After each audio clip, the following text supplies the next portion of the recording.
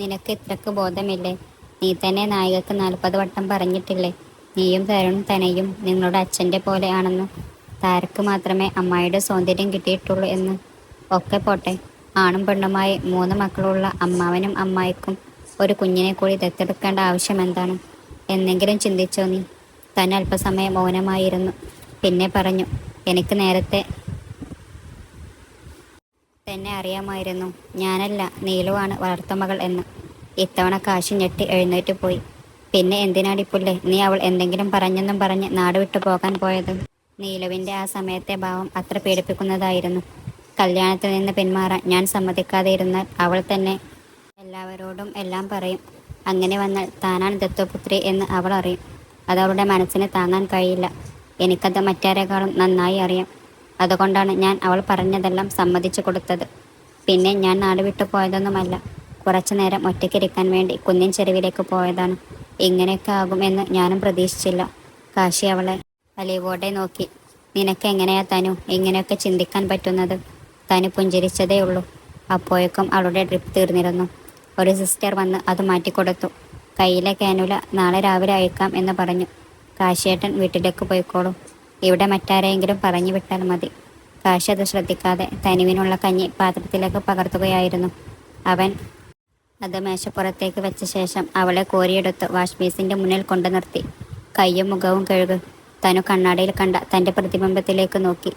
ഏതാനും മണിക്കൂറുകൾ കൊണ്ട് തനിക്ക് വന്ന മാറ്റം നോക്കി കാണുകയായിരുന്നു അവൾ. പഴയ തനുവിൻ്റെ പ്രേതം മാത്രമാണ് ഇപ്പോൾ മുന്നിലുള്ളതെന്ന് അവൾക്ക് തോന്നി. മിഴികളിൽ നീരൊഴുകി. കാശി അവൾക്കരികിൽ ഇരുന്നു. ആ കൈകൾ എടുത്തു തൻ്റെ കൈകൾക്കുള്ളിൽ ആക്കാൻ ശ്രമിച്ചപ്പോൾ തനു ശക്തിയിൽ അവൻ്റെ കൈ തട്ടിയെറിഞ്ഞു. തനു, എന്താ നീ കാണിക്കുന്നത്? എന്താ പറ്റിയ നിനക്ക്? അത് കാശിയേട്ടനും അറിയാവുന്നതല്ലേ. അതുകൊണ്ട് നീ എന്നെ ഒഴിവാക്കുന്നത് എന്താണ്? നാളെ നീലുവിൻ്റെ ഭർത്താവാകാൻ പോകുന്നവനാണ് കാശിയേട്ടൻ. ഈ മാനം കെട്ടവളുമായി അടുത്ത് വിടപഴകുന്നത് ഏട്ടന് നല്ലതിനല്ല. കാശി നെറ്റിത്തെറിച്ചു പോയി. കൈ നീട്ടി അവളെ അടിക്കാൻ പോയെങ്കിലും അവളുടെ അവസ്ഥ മനസ്സിലാക്കി സ്വയം നിയന്ത്രിച്ചു. 2-3 വട്ടം ശ്വാസം വലിച്ചു വിട്ടു. നിറഞ്ഞു വന്ന കണ്ണുകൾ തനുവിൽ നിന്ന് മറച്ചുകൊണ്ട് ചോദിച്ചു, ഈ മാനം എന്ന് പറയുന്ന സാധനം കാലിൻ്റെ ഇടയിൽ ആണെന്ന് ആരാ നിനക്ക് പഠിപ്പിച്ചു തന്നത് തനു? മാനം നഷ്ടപ്പെട്ടത് നിൻ്റെയല്ല, നിന്നോടിത് ചെയ്തവരുടെയാണ്. അവരാണ് ലജ്ജിച്ചു തല കുടിക്കേണ്ടത്. 4 മണിക്കൂർ പോലും ഈ നാട്ടിൽ ഒരു പെണ്ണിന് ഒറ്റക്ക് നടക്കാൻ വയ്യാത്ത സാഹചര്യം ഇവിടെ ഉണ്ടെങ്കിൽ ഈ സമൂഹമാണ് ലജ്ജിക്കേണ്ടത്. തെറ്റു ചെയ്യുന്നതും ശിക്ഷിക്കപ്പെടാതെ നടക്കുന്നതാണ് എല്ലാത്തിനും കാരണം. അതാണ് വീണ്ടും വീണ്ടും കുറ്റവാളികളെ സൃഷ്ടിക്കുന്നത്. മാറേണ്ടത് നമ്മുടെ ചിന്തകളാണ്, നീതിന്യായ വ്യവസ്ഥയാണ്. ഇതിനൊന്നും ഒരു മാറ്റവും വരുന്നില്ലാത്ത കാലം ഇതൊക്കെ ഇനിയും നടക്കും. അതിൻ്റെ പേരിൽ കരഞ്ഞുകൊണ്ടിരിക്കാനാണെങ്കിൽ അതിനെ നേരം കാണും. കാശി പറഞ്ഞു നിർത്തി. അവൾ പറഞ്ഞതെല്ലാം സത്യമാണ് എന്ന് തനുവിന് മനസ്സിലായി. പക്ഷേ മാനം നഷ്ടപ്പെട്ടു എന്ന അവളുടെ ചിന്തയെ മറികടക്കാൻ ആ വാക്കുകൾക്കും കഴിഞ്ഞില്ല. പെണ്ണിന് മാത്രം നഷ്ടപ്പെടാൻ എന്ത് തരം മാനം ആണ് അതെന്ന് അവൾ ചിന്തിച്ചും ഇല്ല. കാശി തനുവിനെ പിടിച്ചിരുത്തി സ്പൂൺ കൊണ്ട് കഞ്ഞി വാരി കോരിക്കൊടുത്തു. കഴിക്കാനുള്ള താല്പര്യമോ അവസ്ഥയോ ഇല്ലായിരുന്നെങ്കിലും ഒരു തർക്കം ഒഴിവാക്കാൻ അവൾ അത് കഴിച്ചു. ഭക്ഷണശേഷം കപ്പിൽ വെള്ളം പിടിച്ചു. തനുവിൻ്റെ വായ കേകിച്ചു കാശി. അവളെ കട്ടിലിലേക്ക് കിടത്തി. ബാക്കി വന്ന കഞ്ഞി അവനും കുടിച്ച ശേഷം പാത്രങ്ങൾ കഴുകി വെച്ചു. തനുവിനരികിൽ വന്നിരുന്നു.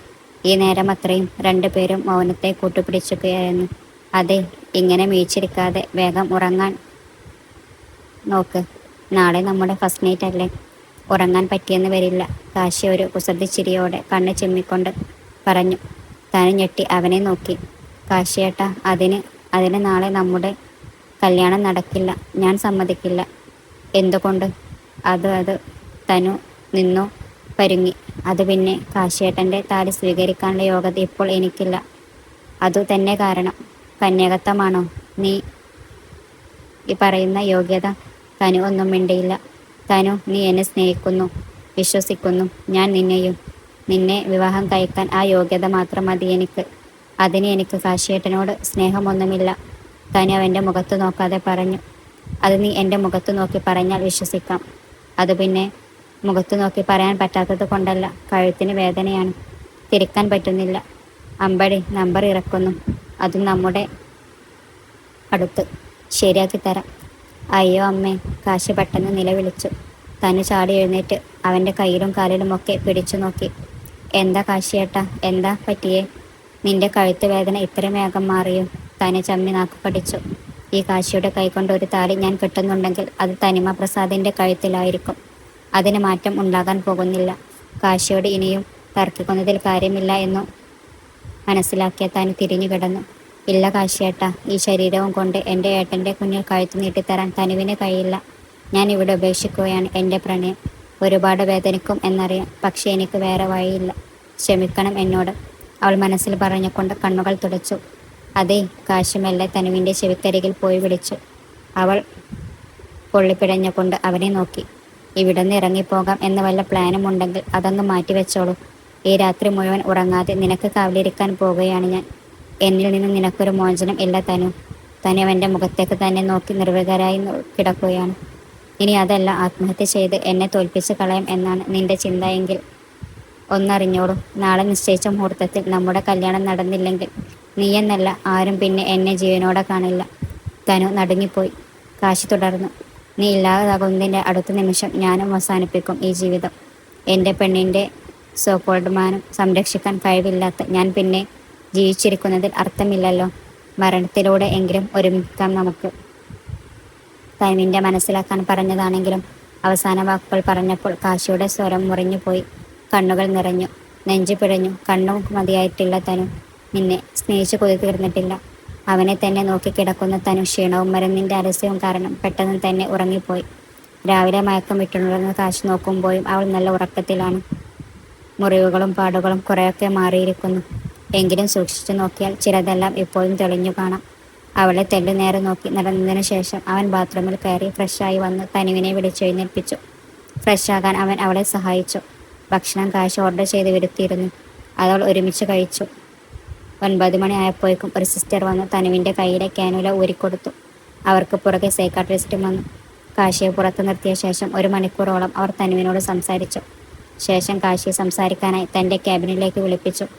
തനു ബുദ്ധിമോശം എന്തെങ്കിലും കാണിച്ചാലോ എന്ന് ഭയന്ന് ഒരു സ്റ്റാഫിനെ അവളുടെ അടുത്ത് നിർത്തിയ ശേഷം ആണ് കാശി പോയത്. സൈക്കാട്രിസ്റ്റ് ഡോക്ടർ ശാലിനി മേത്ത് വളരെ അനുകമ്പയുള്ള ഒരു സ്ത്രീയായിരുന്നു. തനുവിൻ്റെ ഇപ്പോഴത്തെ മാനസികാവസ്ഥ അവർ കാശിയെ പറഞ്ഞു മനസ്സിലാക്കി. അവന് ചില നിർദ്ദേശങ്ങൾ നൽകിയാണ് അവർ പറഞ്ഞയച്ചത്. 10:30 ബിലാലും ഷാഹിനയും എത്തി. തനുവിന് ഡിസ്ചാർജ് നൽകി. അവർക്ക് വിളറിയൊരു ചിറ്റ് സമ്മാനിച്ചു. തനു റൂമിനൊക്കെ പുറത്തേക്ക് നടന്നു. കാശി ബിലാലിനെ കൈകളിൽ തൻ്റെ കൈ ചേർത്ത് വെച്ചു. ഒന്ന് കെട്ടിപ്പിടിച്ചു. പിന്നെ അവനും പുറത്തേക്കിറങ്ങി. കല്യാണം നടക്കുന്ന ഓഡിറ്റോറിയത്തിലേക്കാണ് അവർ പോയത്. ഇന്നലത്തെ സംഭവങ്ങൾക്ക് ശേഷം ചമ്പമംഗലം തറവാട്ടിൽ എല്ലാവർക്കും മൗനമായിരുന്നു. തനുവിൻ്റെ അപകടം തരുൺ മാത്രമാണ് അറിഞ്ഞിരുന്നത്. മറ്റെല്ലാവരും അവർക്ക് കുഴപ്പം ഒന്നും ഇല്ലല്ല തിരിച്ചു കിട്ടിയതിൽ സന്തോഷിച്ചു. കുടുംബത്തിൽ നടന്നതൊന്നും മറ്റാരെയും അറിയിക്കാതെ ഇരിക്കാൻ അവർ പരമാവധി ശ്രമിച്ചു. എത്രയൊക്കെ ഒളിച്ചിട്ടും തന്നെയുടെ മുന്നിൽ പിടിച്ചു നിൽക്കാൻ തരുണിന് കഴിഞ്ഞില്ല. അവനോട് സത്യങ്ങളെല്ലാം പറഞ്ഞു കഴിഞ്ഞപ്പോൾ ആശ്വാസത്തിന് പകരം വേദന കൂടുകയാണ് ചെയ്തത്. ഒരു കൊലപാതകയുടെ ക്രൂരതയോടെ വൃതി തങ്ങളുടെ സഹോദരിയെ തോൽപ്പിച്ചിട്ടും ഒന്നും ചെയ്യാനാകാതെ അവർ നിന്നു. ആരെയും ഒന്നും അറിയിക്കാതെ എല്ലാം ഉള്ളിലൊതുക്കി രാവിലെ എല്ലാവരും ഒരുങ്ങി ഓഡിറ്റോറിയത്തിലേക്ക് പോകാൻ റെഡിയായി. ഈ സമയം വരെ നീലുവിനോട് തനയോ തരുണോ സംസാരിച്ചില്ല. മറ്റെല്ലാവരും ഇടക്ക് വന്ന് മിണ്ടിയും പറഞ്ഞും പോകും. താര നീലുവിൻ്റെ കൂടെ ഒരു നിഴൽ പോലെ ഉണ്ടായിരുന്നു. ഒറ്റക്കാക്കി എന്ന് അവൾക്ക് തോന്നൽ ഉണ്ടാകാതെ അവർ നോക്കി. അധികം ഒന്നും സംസാരിച്ചില്ലെങ്കിലും നീലുവിനെ ചേർത്ത് പിടിക്കാൻ അവൾ ശ്രമിച്ചു. അവൾക്ക് അതിനവസരം കൊടുക്കാൻ രാജീവ് തന്മോളെ അധിക സമയം തൻ്റെ കൂടെ നിർത്തി. 10:45 കഴിഞ്ഞപ്പോഴാണ് തനുവും കാശിയും ഓഡിറ്റോറിയത്തിൽ എത്തിയത്. തനു വാടി തളർന്നൊരു പൂ പോലെ തോന്നിച്ചു. BP ഷൂട്ടായതിൻ്റെ ക്ഷീണമാണെന്നാണ് എല്ലാവരും കരുതിയത്. തനയും തരുണും എല്ലാം അറിഞ്ഞിട്ടും ഒന്നും അറിയാത്തവരെ പോലെ നിന്നു. ഉള്ളിൽ കരഞ്ഞ അബദ്ധത്തിൽ പോലും തൻ്റെ ഒരു നോട്ടം നീലുവിൻ്റെ നേരെ വീഴാതെ തനു ശ്രദ്ധിച്ചു. കാശിയും മറ്റെല്ലാവരും അവൾ ചേർത്ത് പിടിക്കുകയും ആശ്വസിപ്പിക്കുകയും ചെയ്തു. കാശിക്കത് അത്ഭുതം ഒന്നും തോന്നിയില്ല. ദുഃഖങ്ങൾ ഉള്ളിൽ ഒളിപ്പിച്ചു നടക്കാനാണല്ലോ എന്നും തനുവിന് ശീലം. നേരിട്ടല്ലെങ്കിലും തനിക്ക് സംഭവിച്ച ദുരന്തത്തിൽ കാരണക്കാരുടെ കൂട്ടത്തിൽ നീലുവിൻ്റെ പേരും എഴുതി വെച്ചിരുന്നു തനു. അതുകൊണ്ട് അവളെ മനഃപൂർവ്വം അവഗണിക്കാൻ അവൾ ശ്രമിച്ചു. ഒരുങ്ങിയിറങ്ങിയ തനു സുന്ദരിയായിരുന്നു. അവളുടെ സ്കിൻ ടോണുമായി ചേർന്ന് പോകുന്ന മേക്കപ്പാണ് ഉപയോഗിച്ചത്. ഒരുങ്ങിയിറങ്ങിയ തനുവിനെ കണ്ട കാശിയുടെ ഉള്ളം തുടിച്ചു. അവൾ ഇന്നുവരെ കണ്ടതിലും സുന്ദരിയായിരുന്നു. പക്ഷെ തന്നെ കാണുമ്പോൾ തിളങ്ങുന്ന വലിയ കണ്ണുകൾ വിഷാദമാണിപ്പോൾ. കാശിയുടെ പേരെതിയ താലി കഴുത്തിൽ വീഴുമ്പോഴും അവൻ തൻ്റെ നെറുകിൽ സിന്ദൂരം ചാർത്തുമ്പോഴും തനു കണ്ണുകൾ അടച്ചു പിടിച്ചിരുന്നു. മീകളിലെ നീർത്തിളക്കം എല്ലാവരിലും നിന്ന് മറക്കാൻ അവൾ പാടുപെട്ടു. താലിക്കെട്ട് കഴിഞ്ഞപ്പോൾ കാശി തനുവിൻ്റെ സാരിയുടെ അതേ കളറിൽ ഉള്ള ഒരു ജുബ്ബ ധരിച്ചു വന്നു. ആവേശത്തിൽ ഒരു സിനിമാ നടൻ്റേതുപോലെ സൗന്ദര്യവും ശരീരഭംഗിയും അവനുണ്ടായിരുന്നു. തനു സ്വയം ഒന്ന് നോക്കി. ജീവിതം കൊണ്ട് മാത്രമല്ല കാഴ്ചയിലും താൻ കാശിയേട്ടന് ചേരാത്തവൾ ആണെന്ന് അവൾക്ക് തോന്നിപ്പോയി. തനുവിൻ്റെ അപകർഷതാബോധം മനസ്സിലാക്കിയ കാശി തൻ്റെ ഇടതം കൈകൾ അവളുടെ വലതുകൈ ചേർത്ത് വെച്ചു. ബന്ധുക്കളോടും സുഹൃത്തുക്കളോടും ഇടപെടുമ്പോഴും ഫോട്ടോ സെക്ഷനിലും ചിരിച്ചു കളിച്ചു നിൽക്കാൻ കാശിയും തനുവും ഏറെ പാടുപെട്ടു. ഇതിനിടയിൽ ഒരിക്കൽ പോലും കാശി എന്ന നാമം അവളുടെ ഉള്ളിൽ വന്നില്ല. ഇത്രയുള്ളോ തനിക്ക് കാശിയായിട്ടുണ്ടായിരുന്ന പ്രണയം? അവൾ സ്വയം ചോദിച്ചു. കാശിയോടൊപ്പം കാറിലേക്ക് കയറും മുമ്പ് അച്ഛനെയും ചെറിയച്ഛനെയും അമ്മമാരെയും ചേച്ചിയെയും ഏട്ടനെയും കണ്ട് യാത്ര പറഞ്ഞു തനു. അവസാനം ഏട്ടന്മാർക്ക് മുന്നിലെത്തി. തരുണും തനയും അവളെ ചേർത്ത് പിടിച്ചു. അതോടെ മൂവരും പൊട്ടിക്കരഞ്ഞു പോയി. എൻ്റെ കല്യാണത്തിന് പോലും കരയാത്തവരാണ്, താര പരിഭവം പറഞ്ഞു. മാലതി നൽകിയ നിലവിളക്കും കയ്യിലേന്തി വലതുകാൽ വെച്ച് കാശിയുടെ ജീവിതത്തിലേക്ക് തനു നടന്നു കയറി. സ്വപ്നങ്ങളിൽ എന്നും ഉണ്ടായിരുന്ന രംഗമാണിത്.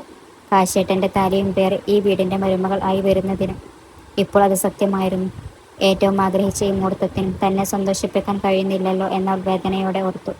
ബന്ധുക്കൾ മിക്കവാറും പേർ പരിചയക്കാരായിരുന്നു. എല്ലാവർക്കും മുന്നിൽ ചിരിച്ചു പിടിച്ചു നിൽക്കാൻ തനു ബുദ്ധിമുട്ടുന്നുണ്ടായിരുന്നു. ഒടുവിൽ കാശി കാവ്യയെ വിളിച്ചു തനുവിനെയും കൂട്ടി മുകളിൽ അവൻ്റെ മുറിയിലേക്ക് വിട്ടു. തനുവിൻ്റെ മുഖത്തെ വിഷാദം വീട്ടുകാരെ വിട്ടുപോകുന്നതിൻ്റെ ആണെന്നാണ് കാവ്യ കരുതിയത്. അവൾ പലതും പറഞ്ഞു തനുവിനെ ആശ്വസിപ്പിക്കാൻ ശ്രമിച്ചുകൊണ്ടിരുന്നു. സാരിയും ആഭരണങ്ങളും അയച്ചെടുക്കാൻ സഹായിച്ചു.